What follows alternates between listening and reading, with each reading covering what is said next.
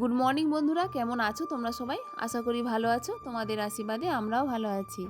তো আজ হলো সোমবার, আর এখন ঘড়িতে বাজে ঠিক সকাল 9টা। তো 9টা থেকেই তোমাদেরকে সাথে নিয়ে এখন থেকে ভিডিওটা স্টার্ট করলাম। তো ঘুম থেকে উঠেছি, প্রায় 8টার সময় উঠেছি। উঠে নিজস্ব যে সমস্ত কাজকর্ম থাকে সেগুলো সব কিছু কমপ্লিট হয়ে গেছে। আর সকালে চাটা খাওয়া হয়ে গেছে, আর টিফিনটা খাওয়া হয়ে গেছে। আজকে কি হয়েছে জানো তো? সকালবেলায় ঘুম থেকে উঠেছি তো একটু দেরি করেই উঠেছি, প্রায় 8টা তো বেজে গেছে ঘুম থেকে উঠতে উঠতে। আর গেছি না, ওই কলে জল ভরতে গেছি, আর ওখানে জল চলে গেছে। 8টা পর্যন্ত জল থাকে, তবে একটুখানি জল পেয়েছি, বেশি পাইনি, কারণ এই জলগুলো না রান্নার সময় আমি কাজে লাগাই। আর তবে অসুবিধার কিছু নেই, আমি সবসময় এক্সট্রা না জল ভরে রেখে দিই, তো সেই কারণে আর কোনো সমস্যা আর হবে না। তো আজকে ভাবলাম ঘরটাকে একটু ভালো করে ডিপ ক্লিন করে পরিষ্কার করব। অনেক দিন না করা হচ্ছে না।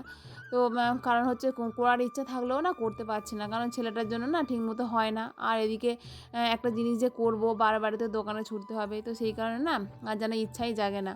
তো ভাবলাম আজকে যতই যা হোক করেই তবে ছাড়বো। তো উঠেছি, একদম প্রস্তুতি নিয়ে উঠলাম, যে ভাবলাম এগুলোকে আজকে কমপ্লিট করব। তো মাঝে মাঝে না এগুলোকে তোমাদের সঙ্গে দেখানো হয় না, অফ ক্যামেরা করে নিই।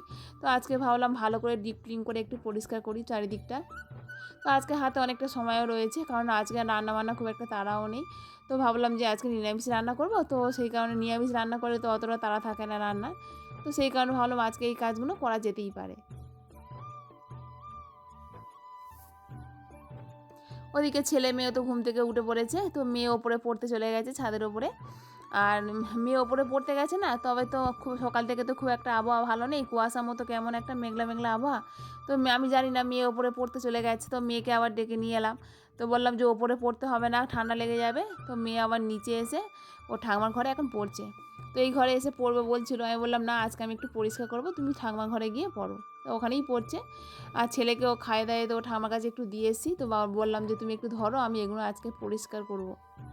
তবে পরিষ্কার করতে করতে না অনেকটাই মানে কষ্ট হচ্ছিল, কারণ বারবার না দোকানে লোক আসছিলো, আর এই বারবার ওঠা নামা করে না দোকানে যেতে হচ্ছিলো। একটা না বিরক্তিকর ভাব আসছিলো, মানে মনে হচ্ছিলো যে আর পরিষ্কার আর করবোই না, কিন্তু কিছু করার নেই, করতে তো হবেই।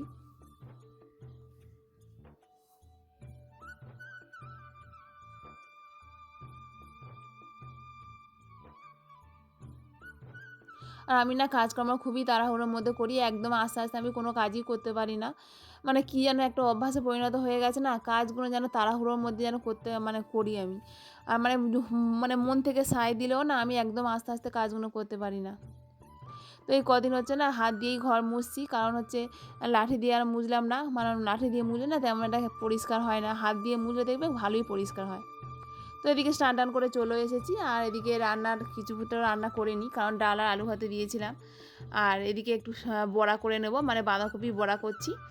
আগের দিন না দিদি ফোন করেছিল, ফোন করে বললো যে বাঁধাকপি বড়া করে খাবে, দেখবে বেশ খেতে ভালো লাগবে। তো ভাবলাম তাহলে আমি একটু করে নিই, আমার কাছে একটু তো বন্ধুরা বাঁধাকপি উপস্থিত রয়েছে। কিছুটা রান্না করেছি, তো এখন যাচ্ছি ছাদের ওপর, স্নান টান করলাম। আর ছেলের খাওয়ানোর মতো রান্না হয়ে গেছে, আর এই জামা কাপড়গুলো কিছু কেচেছি, ছেলেরই জামা কাপড়। সকাল থেকে তো একদম রোদ ছিল না, এইমাত্র রোদ উঠলো, এখন 12:30 মতো বাজে। তো এখন যেন একটু যেন ভালো লাগছে, সকাল থেকে যে কী যে হচ্ছে কি বলবো। আর ছেলে হচ্ছে, ছেলেকে স্নান করিয়ে দিলাম এইমাত্র, তো ছেলে ছাদের ওপর গেছে, এখন ও দিদির সঙ্গে আছে ছাদের মতন, একটু রোদ মতন আছে। তো চলো ছাদে যাই, কি করছে ওরা দেখি। ছেলে ছাদের মধ্যে এসে কত খুশি রোদের মধ্যে। আর এই দেখো আমাদের একটা ছোট্ট সোনা গোপাল, ওটা আমার একটা জায়ের ছেলে, ও আসে খেলে, ওর সঙ্গে এখন ছুটোছুটি করছে মানিক। আর ওর দিদিও আছে এখানে। তো জামা কাপড়গুলো দেখো ছাদের মধ্যে, আগের দিনে জামা কাপড়, মাকে যতই বারণ করি মাই তুলছে, মাই দিয়ে দিচ্ছে, কি বলবো বলো, মা একদমই কথা শোনে না। তো এগুলোকে নিয়ে নিচে যাব, আর এগুলোকে শুকনো করতে দিয়ে দেবো।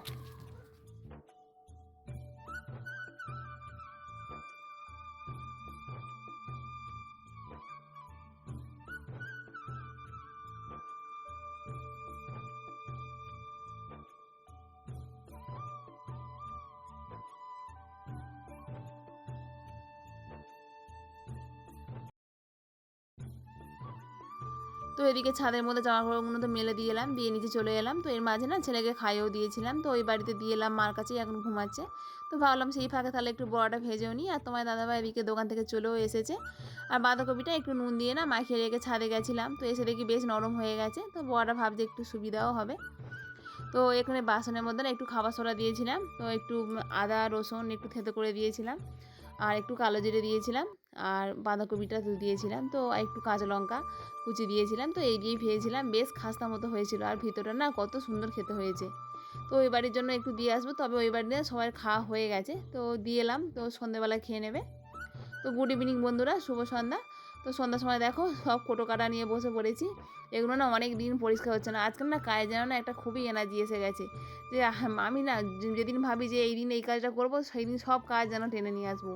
মানে আমি অল্প অল্প করে করতে পারি না, ওই মানে যখনই করার ইচ্ছা হয় তখনই এরমভাবেই করে নিই। তো সমস্ত কিছু কোটোগুলো গুছিয়ে পরিষ্কার করে রেখে দিলাম। কোটোগুলো না ওই গ্যাসের পাশে থাকতো, তো ওখানে তো ছেলে এসে না টানাটানি করে সমস্ত কোটো ফেলে দিত, তো ভাবলাম ওখানে আর রাখবো না, অন্য জায়গায় গুছিয়ে রেখে দিই। তো এদিকে দেখো গুছানো মোটামুটি কমপ্লিট হয়ে গেছে।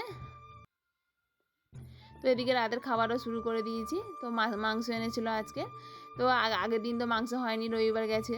তো আমি বললাম না আমাদের রবিবার করে মাংস হয় না, অন্য অন্য দিন হয়। বেশিরভাগ না সন্ধ্যার সময়টাই মাংস খাওয়া হয়, রাতের দিকেই খাওয়া হয় আমাদের। তো এদিকে মাংস রান্নাও কমপ্লিট হয়ে গেছে। তো মাংস রান্না করতে করতে না অনেকটাই কাজ সেরে নিয়েছিলাম, অনেক করেই কাজ করে নিয়েছিলাম, তোমাদের সঙ্গে শেয়ার করা হয়নি। তো এদিকে রাতের খাবার নিয়েও খেতে বসে গেছি। তো বন্ধুরা ভিডিওটি এখানেই শেষ করলাম। ভিডিওটি কেমন লাগলো তোমরা অবশ্যই একটা কমেন্ট করে জানিও। আর ভিডিওটি যদি ভালো লেগে থাকে তাহলে একটা লাইক করে দিও। আর চ্যানেলটি যদি নতুন বন্ধু হয়ে থাকো তাহলে চ্যানেলটিকে সাবস্ক্রাইব করে ছোট্ট পরিবারের পাশে থেকো। তো এখনকার মতো সবাইকে বলছি টাটা, গুড নাইট।